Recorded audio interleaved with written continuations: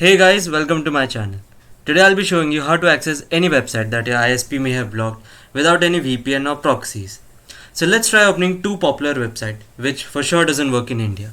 They are streamable.com and the popular torrent website called rarbg.to.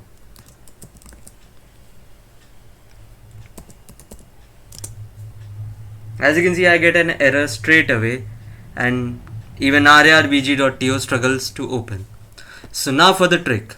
Open translate.google.com and type the URL you want to open right here and click on the translated URL. Now when you go and open the translated URL, it opens the website for you and you can access it. Let's try this with rarbg.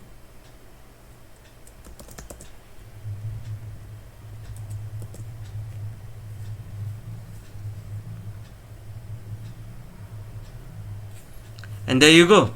Now you can access it anytime.